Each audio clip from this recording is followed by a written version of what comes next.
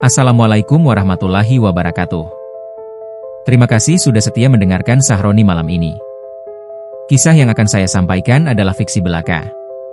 Semua tokoh, peristiwa, dan latar hanya rekaan untuk hiburan semata. Jangan diyakini sebagai kejadian nyata. Namun, sebagaimana cerita-cerita yang lahir di tengah sunyi, ada kalanya imajinasi terasa begitu dekat dengan bulu kuduk kita. Mari kita mulai. Di sebuah kota kecil di Jawa Tengah, pada awal tahun 1990-an, malam masih punya wajah yang sederhana. Belum banyak lampu neon, belum banyak kendaraan yang memekakan telinga, belum banyak orang yang menggenggam dunia dalam bentuk telepon kecil di tangan mereka. Kota itu tidur lebih awal, tetapi tidak pernah benar-benar sunyi. Ada suara jangkrik di sela rumpun bambu. Ada dengung kabel listrik yang menggantung rendah di pinggir jalan. Ada aroma tanah basah setiap habis hujan sore. Ada bunyi pintu kayu ditutup rapat dari rumah-rumah yang satu persatu memadamkan lampu. Dan di tengah semuanya, ada satu bunyi yang khas, roda becak yang berderit pelan di atas paving basah. Di kota itu, becak masih menjadi transportasi utama malam hari. Motor ada, tapi tidak banyak. Ojek belum seramai sekarang. Angkot malam jarang lewat. Kalau ada orang harus pergi ke rumah sakit, ke pasar yang baru tutup, ke stasiun, ke rumah saudara di ujung kampung, atau sekadar pulang dari hajatan, becaklah yang paling sering dipanggil. Apalagi di gang-gang sempit dekat pasar dan kompleks rumah tua, di mana kendaraan lain sulit masuk. Di antara puluhan tukang becak yang mangkal dekat alun-alun, ada satu nama yang paling sering disebut orang-orang. Namanya Mbah Rono. Bahkan anak-anak kecil di warung kopi mengenalnya sebagai tukang becak tua yang paling kuat di kota itu. Tubuhnya kurus, tetapi urat di lengannya menonjol seperti akar pohon yang mengeras. Kulitnya legam terbakar matahari. Wajahnya penuh garis-garis tua. Kumisnya tipis, rambutnya putih semua, tetapi matanya masih tajam seperti mata orang yang belum mau kalah oleh umur. Becaknya pun tua. Ket merahnya sudah banyak mengelupas, rangka besinya berkarat di beberapa bagian, dan jok penumpangnya pernah ditambal berkali-kali dengan kulit sintetis warna hitam yang mulai pecah di pinggir-pinggirnya. Gagang kayunya licin dimakan tangan dan waktu. Lampu kecil di depan becak itu redup, kadang bergetar jika jalan berlubang. Tapi entah bagaimana, becak itu selalu terlihat siap, seperti hewan tua yang masih punya naluri untuk bekerja sampai titik napas terakhir. Mbah Rono terkenal bukan hanya karena kuat menarik becak sampai larut malam, tetapi juga karena kebiasaannya yang aneh. Ia hampir tidak pernah menolak penumpang. Orang bilang, sekali ada yang butuh diantar, Mbah Rono pasti datang, meskipun jam sudah menunjukkan lewat tengah malam, bahkan lewat pukul 2 pagi. Ia akan muncul dari sudut alun-alun seperti bayangan yang dipanggil oleh bunyi koin di sakunya. Suaranya pelan, sopan, tidak pernah banyak tanya. Kemana, Enduk? Kemana, Mas? Monggo, naik saja. Dan kalau penumpangnya orang biasa, Mbah Rono akan mengayuh dengan tenang, sesekali bersiul pendek, kadang menyapa satpam pos ronda atau penjaga warung yang masih terjaga. Tetapi ada pula cerita-cerita kecil yang mulai beredar di antara sesama tukang becak. Cerita bahwa Mbah Rono punya pelanggan tetap yang tidak seperti penumpang biasa. Mereka selalu datang setelah jam 2 pagi. Perempuan muda berkebaya putih yang minta diantar ke kompleks pemakaman. Laki-laki berbaju tentara tanpa lencana yang duduk diam, wajahnya pucat, dan tak pernah mengucap lebih dari satu kalimat. Anak kecil yang selalu minta diputarkan keliling alun-alun tanpa turun, sambil memegang sesuatu di tangannya yang tidak pernah jelas terlihat. Setiap selesai mengantar mereka, selalu ada benda aneh tertinggal di jok becaknya. Tanah kubur basah, bunga Kamboja, atau koin kuno yang tidak dikenal bentuknya. Dan anehnya lagi, Mbah Rono tidak pernah terlihat kaget. Tidak pernah terlihat marah. Tidak pernah mengeluh. Ia hanya membersihkan jok becaknya dengan kain lusuh, lalu kembali duduk di bangku tukang becak seperti orang yang baru selesai mengantar tetangga pulang kampung. Orang-orang yang melihatnya cuma menggeleng-geleng. Ada yang bilang Mbah Rono sakti. Ada yang bilang ia punya penunggu. Ada yang bilang ia sendiri bukan orang sembarangan. Namun tidak ada yang berani bertanya langsung. Sampai pada malam itu. Malam ketika kota kecil itu diguyur hujan sejak sore, dan paving-paving di sepanjang jalan alun-alun mengilap seperti kulit ikan. Lampu jalan kuning redup menyala satu-satu, menggantung di tiang besi yang tinggi, membuat kabut tipis di udara tampak seperti kain tipis yang diseret angin. Malam ketika Mbah Rono menerima penumpang paling terakhir dalam hidupnya. Malam ketika ia sendiri menjadi penumpang. Mbah Rono sudah berada di pangkalan sejak maghrib. Ia seperti biasa duduk di atas bangku kayu kecil di samping becaknya, sambil menyeruput kopi tubruk yang dibelikan warung Bu Sarmi. Di sekelilingnya ada beberapa tukang becak lain, lebih muda darinya. Mereka bercakap-cakap soal harga beras, soal hujan yang datang terlalu cepat, soal anak istri di rumah yang minta dibelikan sandal baru untuk sekolah. "Rono, kok masih kuat terus, tuh?" tanya salah satu temannya, Pak Dalijo, sambil tertawa kecil. Orang muda saja sudah ngeluh kalau narik sampai jam 11. Mbah Rono hanya tersenyum. "Sing kuat kui dudu awak," katanya pelan. "Sing kuat kui kepinginan kanggo mulih." Pak Dalijo dan yang lain tertawa, meski tak benar-benar paham. Malam turun lebih cepat karena awan tebal menggantung di langit. Hujan sore meninggalkan bau tanah yang khas. Di kejauhan, dari arah pasar, terdengar suara pintu besi toko ditutup satu persatu. Dari arah kampung, gonggongan anjing sesekali memantul ke jalanan kosong. Mbah Rono memandang jam tua di pergelangan tangannya. Pukul 11 lewat. Orang-orang normal sudah pulang. Tetapi Mbah Rono belum pernah peduli soal jam. Baginya, selama kaki masih bisa mengayuh dan napas masih panjang, maka malam masih menyediakan rezeki. Hingga lewat tengah malam, pangkalan mulai sepi. Pak Dalijo dan dua tukang becak lain satu persatu pulang. Tinggallah Mbah Rono sendiri di dekat alun-alun, tepat di bawah lampu jalan yang cahayanya kekuningan dan tak seberapa terang. Di tengah alun-alun, pohon beringin tua berdiri diam dengan akar-akar gantung yang hitam basah. Di pinggirnya, pedagang kacang rebus yang biasanya ramai sudah pergi. Bangku-bangku taman kosong. Lapangan rumput di tengah alun-alun menghitam basah. Hanya ada angin pelan yang menyapu. Mbah Rono menarik napas panjang. Ia merapatkan jaket tipisnya lalu menoleh ke becaknya. "Yowis," gumamnya. "Kita nyambut gawe maneh." Baru saja ia hendak berdiri, terdengar suara sepatu hak kecil dari ujung jalan. Tok, tok, tok. Lalu muncul seorang perempuan muda. Ia berkebaya putih. Bukan kebaya modern yang biasa dipakai untuk hajatan. Kebaya itu tua, sederhana, bahannya seperti kain halus yang menangkap cahaya lampu jalan dengan cara aneh. Wajahnya cantik, tetapi pucat, terlalu pucat untuk ukuran orang yang berjalan di malam hujan. Rambutnya disanggul rapi. Di tangannya tak ada payung, tak ada tas, tak ada selendang. Mbah Rono tidak menunjukkan keterkejutan apapun. Ia hanya mengangkat kepala sedikit. "Kemana, Enduk?" Perempuan itu menatap lurus ke arahnya. Bibirnya tipis, hampir tidak bergerak saat menjawab. "Ke kompleks pemakaman, Mbah." Suaranya lembut, tapi ada dingin yang tidak wajar di dalamnya. Mbah Rono mengangguk. "Naik." Ia membantu perempuan itu duduk di jok becak. Begitu tubuh perempuan itu menyentuh jok, angin mendadak berhenti. Jangkrik di pinggir lapangan mendadak diam. Hanya bunyi tetes air dari ujung atap toko yang terdengar. Mbah Rono mulai mengayuh. Becak itu bergerak pelan meninggalkan alun-alun. Roda depannya berderit di atas paving basah, meninggalkan suara yang sama seperti biasanya, tetapi malam itu terasa lebih panjang. Jalan kota kecil itu sepi sekali. Toko-toko tertutup rapat. Jendela rumah gelap. Lampu jalan kuning redup membentuk lingkaran-lingkaran cahaya yang tak sanggup mengusir gelap di antaranya. Perempuan berkebaya putih itu duduk diam, kedua tangan diletakkan rapi di pangkuan. Mbah Rono melirik lewat kaca spion kecil yang sudah buram. "Ziarah malam-malam begini, Enduk?" Tidak ada jawaban. Ia menoleh sedikit. Ternyata penumpangnya menatap lurus ke depan, ke arah jalan yang mengarah keluar kota, ke kompleks pemakaman tua di ujung timur. Mata perempuan itu seperti tidak berkedip. Mbah Rono tidak bertanya lagi. Ia sudah terbiasa. Tapi di tengah jalan menuju pemakaman itu, ketika becak melintasi gang sempit yang diapit tembok pabrik tua, perempuan berkebaya putih itu tiba-tiba bersuara. "Dulu saya sering lewat jalan ini," katanya. Mbah Rono menghela napas. "Oh, waktu saya masih hidup." Kalimat itu meluncur begitu saja, tanpa emosi, tanpa drama, seolah hanya menyebut cuaca. Mbah Rono tidak menoleh. Tangannya tetap mengayuh. Orang hidup selalu lewat jalan yang sama, katanya. Perempuan itu tersenyum tipis. Tapi tak semua bisa pulang. Angin kembali bergerak.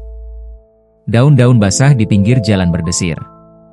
Mbah Rono merasakan tengkuknya sedikit dingin, tetapi ia tetap diam. Ia membawa becak itu melewati jembatan kecil, melewati warung jamu yang sudah tutup, melewati deretan pohon asam, hingga akhirnya gerbang kompleks pemakaman tua terlihat di depan. Gerbang itu besi hitam, tinggi, dengan tulisan nama makam yang sebagian hurufnya sudah berkarat dan sulit dibaca. Di baliknya, nisan-nisan berjejer di bawah pepohonan besar. Lampu di dalam kompleks sangat minim, hanya ada satu bola lampu di dekat pos penjaga yang berkedip-kedip seperti napas yang tersendat. Mbah Rono menghentikan becak. Sudah sampai. Perempuan itu turun perlahan. Kaki kirinya menyentuh tanah terlebih dahulu, lalu kaki kanan. Ia berdiri sesaat, menatap Mbah Rono dengan wajah yang sukar dibaca. "Terima kasih," katanya. Mbah Rono mengangguk. Ketika ia hendak menerima ongkos, perempuan itu tidak mengeluarkan dompet. Ia malah menunduk sedikit, lalu meraih sesuatu dari balik kebayanya. Benda itu kecil, basah, dan berwarna coklat gelap. Ia meletakkannya di jok becak. Tanah. Basah seperti baru diambil dari liang kubur. Mbah Rono memandangnya sebentar, lalu mendongak. Perempuan itu sudah tidak ada. Gerbang pemakaman tetap tertutup. Pos penjaga di kejauhan masih menyala. Tetapi jalan di depan becaknya kosong. Tidak ada suara langkah. Tidak ada bayangan yang pergi. Tidak ada bekas apapun di tanah basah, seakan perempuan berkebaya putih itu tidak pernah benar-benar berdiri di sana. Mbah Rono menghela napas pendek. "Ngono wae," gumamnya. Ia mengambil kain lap dari kantong samping becak, membersihkan jok yang terkena tanah basah itu, lalu menepuk-nepuknya sampai rapi. Setelah itu, ia duduk lagi dan menunggu. Kalau Anda bertanya kenapa ia tidak takut, jawabannya tidak sederhana. Karena sejak muda, Mbah Rono memang sudah melihat hal-hal yang tidak dilihat orang lain.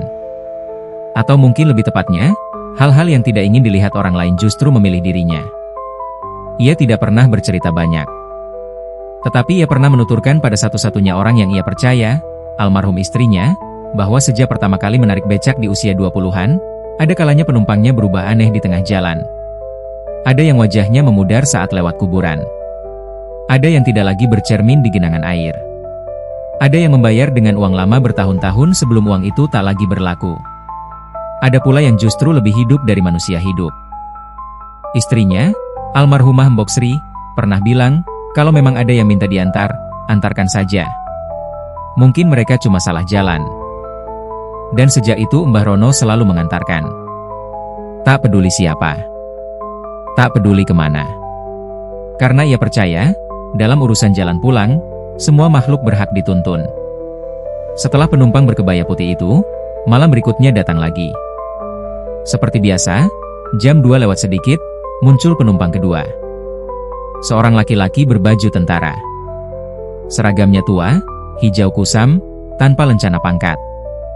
Topinya tidak dipakai, hanya dijepit di lengan. Bahunya tegap, tetapi wajahnya seperti habis lama berjalan di bawah hujan. Kulitnya gelap, matanya cekung, dan ada luka tipis di pelipis kirinya yang menghitam seperti sudah terlalu lama tidak sembuh. "Kemana, Pak?" tanya Mbah Rono. "Ke barak lama," jawab laki-laki itu. Mbah Rono terdiam sesaat. Barak lama yang dimaksud orang-orang kota itu adalah bekas markas tentara peninggalan masa pergolakan dulu. Bangunannya sudah lama tidak dipakai. Tempat itu mulai dipenuhi semak. Sebagian orang bilang tempat itu ditutup karena pernah ada peristiwa buruk. Sebagian lagi bilang tanahnya menyimpan terlalu banyak nama yang tidak sempat dipanggil saat upacara. "Monggo," kata Mbah Rono. Laki-laki itu naik, lalu duduk diam dengan kedua tangan di atas paha. Becak pun berjalan. Malam itu jalan kota lebih lembab dari malam sebelumnya. Hujan rintik-rintik turun lagi, membuat paving licin dan mengeluarkan suara roda yang lebih berderit. Lampu jalan kuning redup memantul di genangan, membentuk garis-garis cahaya yang pecah ketika roda becak lewat. Dari rumah-rumah, bau kayu terbakar dan minyak tanah masih sesekali tercium. Mbah Rono mengayuh pelan. Ia tak bertanya apa-apa sampai akhirnya mereka melewati perempatan dekat rumah makan Padang yang sudah tutup. Dulu saya jaga tempat itu, kata laki-laki berbaju tentara tiba-tiba. Mbah Rono mengangguk. Barak? Ya? Kenapa sekarang mau balik? Laki-laki itu diam sebentar. Suaranya turun, berat, seperti datang dari dalam sumur. Karena saya belum selesai. Mbah Rono tidak mengulang pertanyaan. Sesampainya di barak lama, gerbang besi yang berkarat itu terbuka sedikit, padahal Mbah Rono tahu tadi malam gerbang itu selalu terkunci. Tidak ada penjaga. Tidak ada lampu. Hanya bangunan tua berdinding kusam dengan jendela-jendela yang gelap seperti mata buta. Laki-laki itu turun. Sebelum melangkah masuk, ia menoleh. Kalau nanti ada yang ikut di becakmu tanpa kau lihat, jangan berhenti, katanya. Mbah Rono mengerutkan kening. Maksudnya? Laki-laki itu tidak menjawab. Ia malah mengangkat tangan seperti hormat, lalu masuk ke dalam gelap barak. Baru beberapa detik setelah tubuhnya hilang dari pandangan, terdengar suara satu kali dari dalam. Boom. Seperti pintu kayu ditutup. Lalu sunyi. Mbah Rono memandang becaknya. Di jok penumpang, tertinggal sebuah benda kecil berbentuk bulat. Ia mengambilnya dengan ujung jari. Koin tua. Berkilat redup, meski basah. Pada salah satu sisinya ada gambar yang Mbah Rono tidak kenal, semacam lambang lama yang sudah tidak dipakai. Sisi lainnya halus, hampir aus. Ia menyimpannya ke dalam saku. Sejak malam itu, koin itu selalu ada di sakunya setiap kali ia berangkat narik, meski ia tak pernah memindahkannya. Kadang terasa hangat. Kadang dingin. Kadang seperti berdenyut pelan. Mbah Rono tidak membahasnya. Namun besoknya, ketika ia duduk di pangkalan, seorang tukang becak muda bernama Karto melihat koin itu saat Mbah Rono hendak membayar kopi. Wah, koin apa itu, Mbah? Tanya Karto. Mbah Rono hanya menjawab pendek, oleh-oleh. Karto tertawa. Dari penumpang ya? Mbah Rono mengangkat wajah. Kowe ojo akeh tanya nek ora siap dengar jawabannya. Karto langsung diam. Sejak itu, tukang becak lain mulai semakin yakin bahwa Mbah Rono memang membawa sesuatu yang tidak biasa. Tetapi anehnya, rasa hormat mereka malah bertambah. Mereka tahu Mbah Rono tidak pernah mengambil jalan curang, tidak pernah berbohong soal ongkos, tidak pernah menolak orang yang benar-benar butuh. Orang tua itu, bisik salah satu dari mereka, kalau bukan orang pilihan, mana mungkin kuat tarik malam-malam begitu.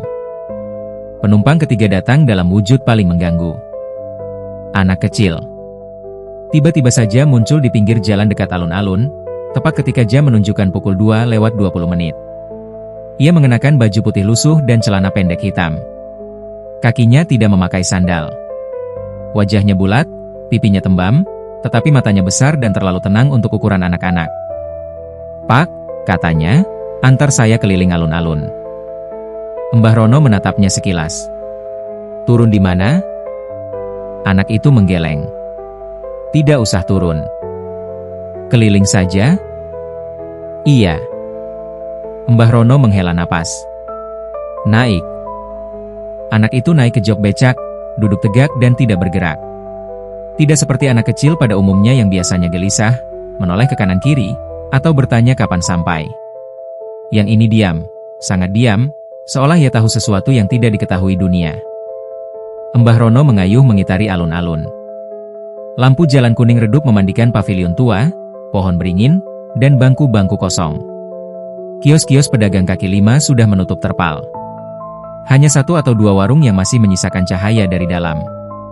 Di atas lapangan, kabut tipis merayap rendah, menempel di permukaan tanah seperti napas yang tidak jadi keluar. Mereka putar sekali. 2 kali. 3 kali. Setiap kali becak melewati sisi utara alun-alun, Mbah Rono merasa udara di sekitar mereka semakin dingin. Pada putaran keempat, anak itu mulai menyenandungkan lagu anak-anak dengan suara pelan. Lagu lama. Sangat lama. Mbah Rono mengenalnya samar-samar, tapi tidak ingat dari mana. Sudah berapa lama kamu di sini? Tanya Mbah Rono tanpa menoleh. Anak itu menjawab setelah diam sejenak. Sejak ibu saya menangis. Mbah Rono mengatupkan bibir. Ia tidak melanjutkan. Becak terus berputar. Roda tua berdecit. Air di paving memercik halus. Dari kejauhan, suara kentongan ronda terdengar sekali dua kali, lalu hilang tertelan malam. Pada putaran ketujuh, anak itu menunjuk ke tengah alun-alun. Di sana dulu saya jatuh. Mbah Rono menatap ke arah yang ditunjuk. Tidak ada apa-apa selain tanah lapang dan bayangan pohon. Dulu saya dikejar anjing, lanjut anak itu dengan nada datar. Saya lari, lalu hilang. Waktu dicari, saya tidak ketemu. Mbah Rono menelan ludah. Ia tetap mengayuh. Sekarang saya tahu jalan pulang, kata anak itu lagi. Lalu kenapa tidak langsung pulang? Anak itu diam sangat lama. Kemudian, dengan suara yang hampir tak terdengar, ia menjawab, karena saya belum sempat naik becak. Mbah Rono tidak sanggup bertanya lagi setelah itu. Entah bagaimana, kalimat sederhana itu seperti menusuk dada. Di kota kecil seperti itu, banyak anak dulu ingin naik becak keliling alun-alun setelah pulang sekolah atau setelah selesai menonton pasar malam. Tapi tidak semua dapat kesempatan. Ada yang terlalu miskin. Ada yang terlalu cepat sakit. Ada yang terlalu dini diambil waktu. Becak Mbah Rono berputar lagi. Pada putaran terakhir, anak kecil itu tertawa pelan. Dan pada saat yang sama, di jok becak, tertinggal setangkai bunga Kamboja putih yang masih segar. Mbah Rono menatapnya lama. Bunga itu harum, tapi wangi Kamboja pada tengah malam selalu punya kesedihan sendiri. Ia mengambil bunga itu, lalu menyelipkannya ke bawah tenda becak, dekat setir, seperti orang menyimpan surat terakhir dari rumah lama. Ketika ia menoleh kembali, anak itu telah hilang. Tidak turun. Tidak pergi. Hanya hilang seperti kabut yang disapu angin. Mbah Rono pun pulang sebelum fajar. Di rumah kecilnya yang berdinding papan di belakang gang sempit, ia menaruh koin tua dan bunga Kamboja itu di meja kayu. Lalu ia duduk lama sekali di kursi dekat jendela sambil memandang halaman yang basah. Pada dinding rumah tergantung foto hitam putih istrinya, Mbok Sri, yang meninggal 6 tahun lalu karena sakit. Di sampingnya, foto dua anaknya yang telah merantau ke kota besar. Mereka jarang pulang. Mbah Rono tidak pernah marah. Ia tahu hidup juga punya jalan sendiri. Malam itu ia berbicara pada foto istrinya seperti biasa. Mbok, kok rasanya makin banyak sing numpa aku belakangan iki? Tentu saja foto itu diam. Mbah Rono tertawa kecil sendirian, lalu menggeleng. Ora popo. Aku isi kuat. Tetapi di dalam hati kecilnya, sesuatu mulai bergerak. Ia tidak tahu kenapa penumpang-penumpang itu semakin jelas. Tidak tahu kenapa semua selalu datang sesudah jam 2. Tidak tahu kenapa setiap selesai mengantar mereka, ada benda aneh tertinggal di becaknya. Yang ia tahu hanya satu hal, semua penumpangnya seperti sedang bergerak ke arah yang sama. Kepulang. Malam-malam berikutnya menjadi lebih sibuk. Bukan sibuk oleh penumpang hidup, melainkan oleh penumpang yang hanya muncul di sela-sela jam sepi. Kadang seorang wanita tua membawa keranjang kosong dan minta diantar ke rumah yang ternyata sudah lama rata dengan tanah. Kadang seorang pemuda berpakaian seragam sekolah minta diantar ke jembatan sungai, lalu diam sepanjang jalan dan hanya menyisakan bau kapur barus di jok. Kadang seorang ibu menggendong bayi minta diantar ke rumah sakit, padahal rumah sakit itu sudah tutup dan si bayi tidak pernah menangis. Mbah Rono mengantar semuanya. Tidak pernah menanyakan ongkos pada penumpang yang aneh-aneh itu. Karena selalu ada sesuatu yang tertinggal. Kadang beras sebutir 2 butir di bawah alas duduk. Kadang rambut panjang yang basah. Kadang sobekan kain putih, atau daun kering yang tak dikenal. Dan selalu, setelah mereka turun, becaknya terasa lebih ringan. Seolah ada beban tak terlihat yang lepas satu persatu. Pada malam-malam tertentu, Mbah Rono juga mulai melihat hal yang membuatnya tak bisa tidur nyenyak. Ada jejak kaki basah di belakang becaknya. Ada bayangan yang tidak semestinya di bawah lampu jalan. Ada suara orang duduk di jok saat becak sedang kosong, padahal tak ada siapa-siapa. Namun Mbah Rono tidak pernah menceritakan ini pada orang lain. Ia hanya membersihkan, berdoa, lalu pergi lagi. Sampai suatu malam, Pak Dalijo memutuskan mengikuti Mbah Rono dari jauh. Bukan karena ingin mencelakai, melainkan karena takut. Pak Dalijo sudah lama penasaran mengapa Mbah Rono selalu pulang dengan wajah lelah tetapi tenang. Mengapa orang-orang membicarakan hal-hal aneh tentangnya. Mengapa becak tua itu terkadang terlihat seperti habis melewati tempat yang sangat jauh? Malam itu, sekitar pukul 2:30, Pak Dalijo melihat Mbah Rono mendapat penumpang perempuan berkebaya putih. Ia mengendus dan bergidik. Perempuan itu naik tanpa suara. Lalu becak melaju ke arah kompleks pemakaman. Pak Dalijo mengikuti dari kejauhan dengan becak kecilnya sendiri, menjaga jarak agar tidak terlihat. Hujan gerimis turun. Jalanan basah. Lampu kuning memantul di paving. Bayangan pohon trembesi yang besar-besar seperti lengan orang mati. Sesampainya di gerbang pemakaman, Pak Dalijo berhenti. Dari tempatnya berdiri, ia melihat Mbah Rono berhenti di depan gerbang. Perempuan berkebaya putih turun. Lalu, menghilang. Pak Dalijo nyaris menjatuhkan rokoknya. Ia mengucek mata. Mencari. Tidak ada. Perempuan itu tak lagi terlihat. Yang ada hanya Mbah Rono berdiri di samping becak, mengambil tanah basah dari jok, lalu menepuk-nepuknya pelan. Pak Dalijo, yang biasanya banyak mulut, malam itu tidak mampu bergerak. Ia pulang dengan lutut lemas. Keesokan paginya, ia datang ke pangkalan dan memandang Mbah Rono seperti melihat orang yang baru keluar dari kubur. "Mbah," katanya pelan, "sampean sebenarnya nganter sapa?" Mbah Rono tidak langsung menjawab. Ia sedang merapikan rantai becaknya. "Kenapa nanya?" "Saya lihat sendiri semalam." Mbah Rono berhenti mengencangkan baut. Ia menghela napas panjang, lalu menatap Pak Dalijo. "Kalau kau lihat sendiri, berarti kau sudah waktunya tahu sedikit." Pak Dalijo menelan ludah. Mbah Rono memandang jauh ke arah alun-alun yang pagi itu masih sepi. "Selama ini yang aku antar bukan wong sing arep lunga," katanya pelan. "Tapi wong sing lagi mulih." Pak Dalijo mengernyit. "Maksudnya?" Mbah Rono mengusap wajahnya yang tua. "Arwah," katanya. Kata itu meluncur begitu saja, membuat Pak Dalijo mematung. Mbah Rono melanjutkan dengan suara rendah, datar, tetapi tidak menyeramkan. Justru terdengar sangat biasa, seperti orang menjelaskan rute jalan. Yang perempuan berkebaya putih itu dulu tenggelam di sumur belakang pemakaman. Yang tentara itu mati ditembak saat zaman kacau dulu. Yang anak kecil itu jatuh dan hilang di alun-alun. Mereka semua pulang, tapi tidak tahu jalan. Maka aku antar." Pak Dalijo hampir tidak bisa bicara. "Kenapa sampeyan bisa?" Mbah Rono tersenyum tipis. Senyum orang tua yang sudah terlalu lelah untuk heran pada keanehan dunia. "Entahlah," katanya. "Mungkin karena aku juga pernah hampir tidak pulang." Pak Dalijo ingin bertanya lagi, tetapi Mbah Rono mengangkat tangan, tanda selesai. "Jangan ceritakan pada orang. Mereka belum tentu siap." Pak Dalijo mengangguk cepat, lalu pergi dengan kepala pusing. Sejak hari itu, Mbah Rono benar-benar menjadi bahan omongan setengah kota. Ada yang takut. Ada yang mengagumi. Ada yang merasa becaknya membawa berkah. Namun tidak ada yang berani mendekat terlalu jauh. Yang jelas, malam-malam kota kecil itu tetap berjalan seperti biasa. Lampu jalan masih kuning redup. Jalanan masih sepi. Paving basah masih memantulkan roda becak tua. Dan Mbah Rono masih menarik penumpang, seolah hidupnya memang ditakdirkan untuk memikul yang tak selesai. Waktu terus bergerak. Musim hujan berganti musim kemarau. Lalu hujan datang lagi. Pohon-pohon di alun-alun menua bersama malam. Rumah-rumah berganti warna cat.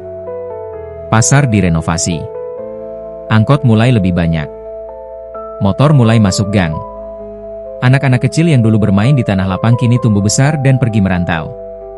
Kota kecil itu perlahan berubah. Tetapi Mbah Rono tetap sama. Becaknya tetap tua. Langkahnya tetap tenang. Malam-malamnya tetap panjang. Hanya tubuhnya yang makin kurus. Bahunya makin turun. Napasnya kadang terdengar berat kalau habis menarik tanjakan. Namun anehnya, setiap kali jam 2 lewat dan penumpang aneh datang, tubuh tua itu seperti mendapat tenaga baru. Suatu malam di penghujung tahun, ketika angin bertiup dingin dari arah sawah, Mbah Rono kembali mendapat penumpang yang membuat suasana berubah total. Yang datang kali ini bukan perempuan berkebaya, bukan tentara, bukan anak kecil. Yang datang adalah seorang lelaki tua. berjubah hitam, membawa tongkat kayu, wajahnya tertutup bayangan topi lebar. Ia berdiri di bawah lampu kuning redup dengan tubuh yang sangat tegak, meski usianya tampak jauh lebih tua dari Mbah Rono. "Kemana, Pak?" tanya Mbah Rono. Orang tua itu mengangkat kepalanya sedikit. "Ke rumahmu." Mbah Rono diam. "Naik," kata Mbah Rono setelah beberapa detik. Selama perjalanan, lelaki tua itu tidak bicara. Becak melaju melewati gang kecil, melewati warung yang sudah tutup, melewati jembatan beton, melewati rumah-rumah yang tertidur. Hujan belum turun, tapi udara terasa berat seperti akan pecah kapan saja. Mbah Rono tak menoleh. Akhirnya lelaki tua itu berkata, "Kau masih mengantar mereka?" Mbah Rono menahan kayuhan sejenak. "Iya." "Tidak takut?" "Takut ya takut." "Lalu kenapa?" Mbah Rono diam lama. Ia menatap jalan di depan yang dibasuh lampu kuning redup. "Karena dulu, saat aku kehilangan jalanku, ada yang juga mengantarku." Lelaki tua itu tidak menjawab. Mereka sampai di rumah Mbah Rono. Begitu becak berhenti, pintu rumahnya yang kayu sedikit berderi tertiup angin. Lampu di teras menyala kuning, sama redupnya seperti lampu jalan. Mbah Rono menoleh untuk meminta ongkos. Ternyata jok becaknya kosong. Tidak ada lelaki tua. Tidak ada suara langkah pergi. Tidak ada pintu yang dibuka. Hanya tongkat kayu yang bersandar di jok. Di ujungnya ada lumpur hitam. Mbah Rono menatapnya lama. Lalu ia masuk rumah sambil membawa tongkat itu. Malam itu ia tidak bisa tidur. Tongkat kayu itu ia taruh di samping foto istrinya. Ia memperhatikannya seperti memperhatikan benda yang pernah sangat lama berada dekat dengan dirinya, meski ia tidak ingat di mana. Pagi harinya, ia melihat sesuatu yang tak pernah ia lihat sebelumnya. Di balik tongkat itu, terselip selembar kertas tipis, hampir hancur dimakan usia. Di atas kertas itu, ada tulisan tangan yang mirip tulisan lama zaman sekolah rakyat. Tulisan itu berbunyi, "Jangan takut pada yang menumpang. Tak semua yang datang malam membawa niat jahat. Ada yang hanya belum sempat pulang." Di bawahnya, ada nama yang membuat dada Mbah Rono berhenti sesaat. Nama istrinya, Embok Sri. Tangannya gemetar. Ia memegang kertas itu lama sekali. Lalu matanya memandang foto almarhumah istrinya di dinding. "Embok," bisiknya. "Kowe sing nulis iki?" Tentu saja tidak ada jawaban. Namun untuk pertama kalinya sejak bertahun-tahun, Mbah Rono merasa rumahnya tidak terlalu sepi. Bulan-bulan sesudah itu, penumpang aneh mulai jarang muncul. Mbah Rono masih narik seperti biasa, tetapi tidak lagi setiap malam mendapat perjalanan ke pemakaman, barak tua, atau alun-alun yang berputar ulang. Kota tampak lebih ramai oleh manusia hidup. Banyak penumpang biasa. Banyak wajah-wajah baru. Mungkin arwah-arwah itu sudah lebih mudah menemukan jalan. Tetapi justru di tengah ketenangan itulah Mbah Rono mulai merasa ada sesuatu yang salah. Becaknya terasa semakin berat. Bukan karena rangka tua, bukan karena roda kurang angin, tetapi seperti ada beban yang tidak kelihatan ikut duduk di sana walau kursinya kosong. Kadang saat ia berhenti di lampu merah, ia merasa ada tangan kecil memegang sisi jok dari belakang. Kadang saat melewati jembatan, ada suara napas perempuan dekat telinganya. Kadang saat berhenti di depan warung, ia melihat bayangan laki-laki berdiri di belakang becak di genangan air, tapi lenyap saat ia menoleh. Mbah Rono mencoba tidak panik. Namun pada satu malam di awal bulan Suro, hal yang paling ditakutinya akhirnya terjadi. Ia mendapat penumpang hidup. Seorang pemuda dari kampung seberang naik ke becaknya sekitar pukul 1 malam. Anak itu tampak mabuk dan meminta diantar pulang. Biasa saja. Mbah Rono pun mengayuh melewati jalan kampung yang sempit. Tapi di tengah perjalanan, pemuda itu tiba-tiba berkata, "Mbah, tadi di belakang ada siapa?" Mbah Rono menahan becak. "Siapa?" "Saya lihat anak kecil duduk di jok belakang." Mbah Rono membeku. Pemuda itu menggosok matanya. "Tapi pas saya nengok, hilang." Mbah Rono tidak menjawab. Ia mengayuh lebih cepat. Setibanya di rumah si pemuda, ketika ia menoleh untuk menerima ongkos, ia melihat jok belakang becaknya basah. Sangat basah. Ada jejak kaki kecil di sana. Dan di tengahnya, tertinggal sebuah mainan kecil dari kayu, berbentuk gasing tua. Mbah Rono meraba tempat duduk itu dengan tangan gemetar. Mainan itu dingin. Begitu dingin sampai membuat kulit telapak tangannya seperti ditusuk jarum-jarum halus. Ia pulang malam itu dengan dada berat. Sejak itu, Mbah Rono mulai sadar, yang selama ini ia antar pulang tidak selalu pergi benar-benar jauh. Sebagian justru mungkin mengikuti. Menumpang. Diam. Menunggu. Dan mungkin, tanpa ia sadari, becaknya bukan hanya kendaraan. Mungkin becaknya adalah jalan. Jalan antara yang pergi dan yang tinggal. Jalan untuk yang belum tuntas. Jalan untuk yang lupa mati. Jalan untuk yang masih memegang dunia dengan ujung jari. Pikiran itu membuatnya gelisah. Namun apa yang bisa dilakukan seorang tukang becak tua selain tetap mengayuh? Ia hanya manusia tua. Dan mungkin itu sebabnya mereka datang kepadanya. Karena manusia tua biasanya lebih sabar mengantar yang gelap. Pada malam Jumat Kliwon di tahun itu, kota kecil Jawa Tengah tersebut diguyur hujan deras sejak sore. Selokan penuh. Rumput-rumput alun-alun menunduk. Lampu jalan kuning redup terlihat seperti mata yang sedang menahan kantuk. Jalan paving licin dan memantulkan warna langit yang hitam kebiruan. Mbah Rono tetap keluar. Pak Dalijo sempat melarang. Udah, Mbah. Malam begini jangan narik. Angin jelek. Mbah Rono hanya tersenyum. Kalau angin jelek, orang pulang malah lebih butuh diantar. Pak Dalijo tidak bisa membantah. Malam itu Mbah Rono mengayuh dari satu ujung kota ke ujung lain, mengantar penumpang-penumpang hidup yang ingin cepat sampai rumah karena hujan.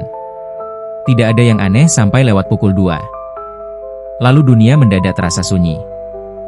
Sangat sunyi. Terlalu sunyi. Di alun-alun, pohon beringin tua bergoyang pelan tanpa angin. Lampu jalan paling dekat berkedip-kedip. Air hujan di paving tidak lagi berbunyi saat tertimpa roda becak, seolah jalan menelan semua suara. Mbah Rono merasakan bulu kuduknya berdiri. Ia berhenti di bawah lampu kuning redup. Tak lama kemudian, ia melihat seseorang mendekat dari kejauhan. Tapi bukan berjalan. Lebih tepatnya meluncur pelan, seperti diseret oleh sesuatu yang tidak terlihat. Semakin dekat, bentuknya mulai jelas. Seorang perempuan tua. Berkebaya putih.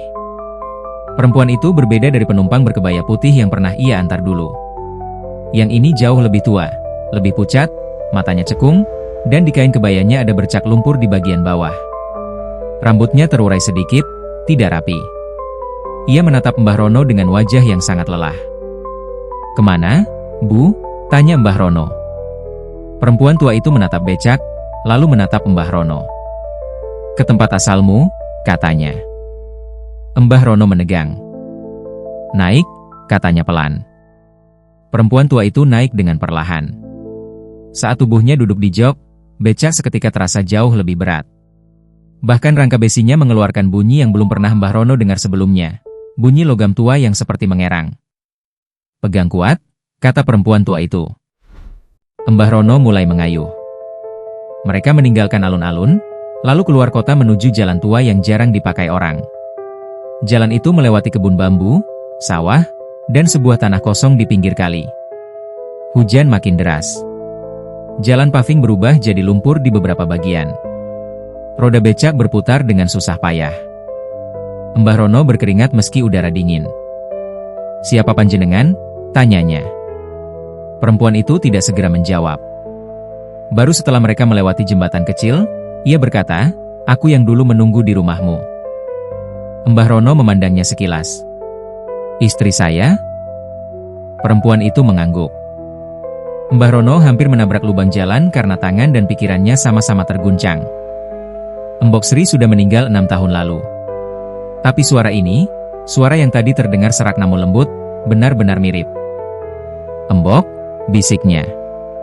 Perempuan itu menatap ke depan. "Aku bukan lagi seperti yang kau kenal. Tapi aku tetap yang menunggu." Mbah Rono menelan ludah. "Kenapa sekarang datang?" "Karena waktumu habis." Kalimat itu tidak diucapkan dengan kejam. Justru dengan sangat tenang. Tetapi justru ketenangan itulah yang membuat tengkuk Mbah Rono serasa disiram es. Becak itu terus melaju. Jalan makin asing. Padahal Mbah Rono merasa seharusnya mereka tidak pernah keluar jauh dari kota. Namun di depan, jalan tampak seperti memanjang tanpa akhir, melewati sawah yang tidak ia kenal, melewati pohon-pohon tinggi yang batangnya hitam semua, melewati sawah basah yang memantulkan langit seperti cermin gelap. "Ini kemana?" tanya Mbah Rono. "Pulang," jawab perempuan berkebaya putih itu. "Pulang kemana?" "Ke tempat yang selama ini kau antar mereka." Mbah Rono ingin berhenti, tapi kakinya seperti tidak bisa menekan rem dengan benar. Tangannya tetap mengayuh, seolah ada kekuatan lain yang mendorongnya dari belakang. Lalu, di kejauhan, ia melihat sesuatu yang tidak ingin dilihat oleh siapapun. Sebuah gerbang. Gerbang yang sangat mirip gerbang pemakaman. Tapi bukan gerbang pemakaman kota itu. Lebih besar. Lebih tua. Dan di atasnya, tergantung lampu kuning yang redup, seperti lampu jalan yang sudah sangat lama tidak diganti. Di balik gerbang itu, berjajar banyak jalan kecil. Dan di sepanjang jalan kecil itu, tampak siluet-siluet manusia berjalan pelan, membawa koper, payung, keranjang, tas tentara, buku sekolah, atau tangan kosong. Mbah Rono berhenti mengayuh. "Ini apa?" Perempuan berkebaya putih itu menoleh. Untuk pertama kalinya, Mbah Rono melihat matanya basah. "Tempat sing dituju Wong Sing durung selesai," katanya pelan. "Tempat persinggahan terakhir sebelum benar-benar pulang." Mbah Rono menatap jalan itu, lalu menatap perempuan di jok becaknya. "Lalu kenapa aku dibawa ke sini?" Perempuan itu diam.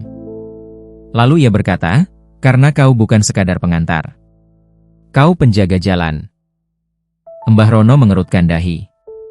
Perempuan itu melanjutkan, "Dulu, sebelum kau jadi tukang becak, kau pernah hampir tenggelam di sungai. Kau diseret arus dan dibiarkan di pinggir kuburan.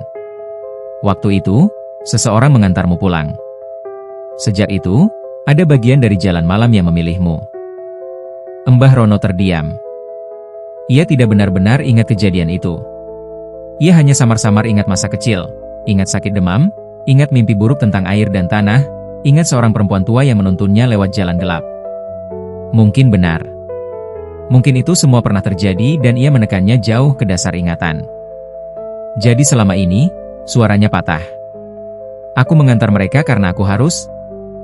"Karena kau mau," jawab perempuan itu. "Kalau tidak mau, kau sudah lama berhenti. Tapi kau tetap datang malam demi malam." Itu yang membuat mereka menemukan jalan. Angin bertiup keras. Hujan di sekitar mereka seakan menggantung di udara sebentar. Mbah Rono memandang ke gerbang itu, dan untuk pertama kalinya ia melihat penumpang-penumpangnya yang lama di sana. Perempuan berkebaya putih yang dulu diantar ke pemakaman berdiri di sebelah kiri, menundukkan kepala seperti habis salat. Laki-laki berbaju tentara berdiri tegap di belakangnya, topinya kini di tangan, wajahnya lebih tenang. Anak kecil yang dulu meminta keliling alun-alun sedang tertawa pelan sambil menggenggam gasing kayu. Semua menatap ke arahnya. Tidak ada ketakutan. Tidak ada ancaman. Hanya pengakuan. Mbah Rono merasa dadanya sesak. "Jadi, mereka menungguku?" Perempuan berkebaya putih mengangguk. "Bukan untuk menyakitimu," katanya. "Untuk mengantar kau balik." Becak tua itu mendadak bergetar. Roda depannya berputar perlahan tanpa disentuh. Mbah Rono menatap tangannya sendiri yang mulai dingin. "Tapi aku belum mati." "Belum," jawab perempuan itu. "Lalu kenapa malam ini?" Perempuan berkebaya putih itu menatap lurus ke matanya. "Karena malam ini, penumpang terakhirmu bukan lagi mereka." Kalimat itu baru saja selesai, saat Mbah Rono merasakan sesuatu berubah di jok belakang. Ada beban baru. Ia menoleh pelan. Dan di kursi penumpang itu, kini duduk dirinya sendiri. Atau sesuatu yang sangat mirip dirinya. Seorang lelaki tua dengan wajah kurus, rambut putih, mata lelah, dan baju basah kuyup oleh hujan. Tangannya memegang topi caping yang biasa dipakai Mbah Rono saat narik hujan. Wajah itu menatapnya tanpa emosi. Tapi dari dekat, Mbah Rono bisa melihat, itu bukan dirinya yang hidup. Itu dirinya yang sudah selesai. Mbah Rono tercekat. Perempuan berkebaya putih berdiri di samping becak. Anak kecil, tentara, dan yang lain menyusun diri di belakang seperti rombongan penjemput. "Naik," kata sosok yang duduk di jok, dengan suara Mbah Rono sendiri. Mbah Rono mundur selangkah. "Tidak. Sampean capek," kata sosok itu. Mbah Rono memejamkan mata. Dalam hujan deras, dalam dingin yang menusuk, dalam jalan asing yang memanjang ke gerbang besar itu, ia mendadak mengerti. Selama bertahun-tahun, ia mengantar yang pulang. Karena orang yang terlalu sering mengantar pulang akhirnya juga harus diantar. Selama ini ia merasa dirinya masih kuat, masih mampu, masih ingin bekerja. Tapi malam ini, dunia yang lama dia memintanya menuntaskan perannya. "Embok Sri," bisiknya. Perempuan berkebaya putih mengangguk pelan. "Ya?" Mbah Rono menelan napas. Matanya basah. Ia melihat lagi wajah dirinya sendiri di jok becak. Bukan wajah menakutkan. Bukan wajah hantu. Hanya wajah tua yang kelelahan. Sosok itu menepuk jok di sampingnya. "Naik, Rono," katanya dengan suara lembut. "Waktumu pulang." Mbah Rono merasa lututnya lemas. Ia menoleh ke belakang sekali lagi. Kota kecil itu sudah hilang. Sawah, jembatan, dan jalan lumpur pun lenyap dari pandangan. Yang ada hanya gerbang, lampu kuning redup, dan jalan panjang yang dipenuhi siluet-siluet penumpang malam. Lalu, dengan tangan gemetar, Mbah Rono duduk di becaknya. Bukan di bangku tukang. Di jok penumpang. Seketika saja, tubuhnya terasa ringan. Sangat ringan.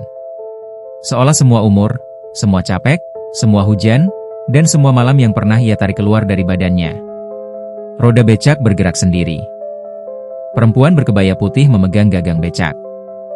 Anak kecil berdiri di samping, menggenggam roda depan. Laki-laki berbaju tentara mendorong dari belakang. Sosok dirinya yang lain duduk di jok, menatap lurus ke depan, seperti penumpang terakhir yang telah menunggu sangat lama. Becak itu lalu bergerak. Melewati gerbang. Melewati lampu kuning redup. Melewati jalan yang tidak pernah ada di peta manapun. Dan pada saat itu, di sebuah pangkalan becak tua di kota kecil Jawa Tengah, Pak Dalijo dan para tukang becak lain yang kebetulan terjaga mendadak mendengar satu bunyi panjang yang membuat dada mereka dingin. Bukan teriakan. Bukan petir. Melainkan suara roda becak tua yang berderit sangat pelan, lalu menjauh ke arah yang tak terlihat. Mereka keluar rumah dan pangkalan. Mereka mencari. Tapi tidak ada siapa-siapa. Hanya sebuah becak tua merah yang berhenti di bawah lampu jalan, kosong. Di jok penumpangnya tertinggal sehelai kebaya putih yang basah oleh hujan, sebuah koin tua, satu bunga kamboja, dan mainan gasing kayu kecil. Becak itu tak pernah lagi dipakai. Besok paginya, orang-orang menemukan Mbah Rono tidak di rumah, tidak di pangkalan, tidak pula di rumah sakit. Seolah malam menelannya utuh. Ada yang bilang ia meninggal. Ada yang bilang ia pergi bersama arwah-arwah yang selama ini ia antar. Ada yang bilang ia terakhir terlihat duduk manis di becaknya, di antara rombongan tak kasat mata melewati gerbang pemakaman menuju jalan panjang berkabut. Namun Pak Dalijo, yang paling dekat dengan Mbah Rono, percaya satu hal. Mbah Rono bukan hilang. Ia pulang. Beberapa bulan sesudah itu, kota kecil Jawa Tengah tetap berjalan seperti biasa. Lampu jalan masih kuning redup. Jalan paving masih basah setiap habis hujan. Anak-anak masih bermain di alun-alun saat sore. Warung-warung masih buka sampai malam. Tapi para tukang becak yang biasa mangkal di dekat pasar sering merasa ada sesuatu yang berubah di jam-jam tertentu, terutama lewat tengah malam. Kadang mereka mendengar derit roda becak tua dari arah jalan kosong, padahal tidak ada becak lewat. Kadang mereka melihat bayangan lelaki tua duduk di bangku pangkalan, lalu hilang saat didekati. Kadang mereka menemukan setangkai bunga kamboja di jok becak masing-masing, meski tidak pernah merasa menaruhnya. Sejak itu, setiap ada tukang becak yang pulang larut dan merasa penumpangnya terlalu diam, mereka akan mengetuk jok dulu sebelum duduk. Bukan karena takut, tapi karena hormat. Karena mereka percaya, jalan malam memang selalu dipenuhi penumpang. Ada yang hidup. Ada yang tidak. Ada yang hanya lewat. Ada yang belum sempat turun. Dan ada pula yang, seperti Mbah Rono, mengantar semua itu sampai batas terakhirnya. Di alun-alun, orang-orang tua masih kadang bercerita tentang tukang becak paling kuat yang pernah ada. Mereka bilang kalau malam terlalu sepi, dan lampu jalan terlalu kuning, dan roda becak tua terdengar di paving basah, jangan langsung menoleh. Mungkin cuma angin. Mungkin cuma bayangan. Tapi mungkin juga ada yang sedang pulang, dan butuh diantar tanpa ditanya. Sedangkan Pak Dalijo, setiap malam Jumat Kliwon, masih sering datang ke Pangkalan Lama. Ia duduk di bangku yang dulu biasa dipakai Mbah Rono, lalu menyalakan sebatang rokok, walau kadang rokok itu tidak habis-habis. Di sakunya, ia menyimpan koin tua yang ditemukan di jok becak malam itu. Ia tidak pernah tahu dari mana asalnya. Tapi setiap kali koin itu disentuh, ia merasa hangat, seolah ada telapak tangan tua yang pernah menarik becak selama bertahun-tahun dan sekarang istirahat dengan tenang di tempat yang jauh lebih sunyi dari kota kecil manapun. Dan kalau ada angin lewat dari arah alun-alun, Pak Dalijo sering mendengar sesuatu yang sangat pelan. Bukan suara menyeramkan. Bukan pula tangisan. Hanya suara seseorang bersiul pendek, lalu berkata seolah dari kejauhan. Sing pulang, ojo wedi. Aku wis ngeterke.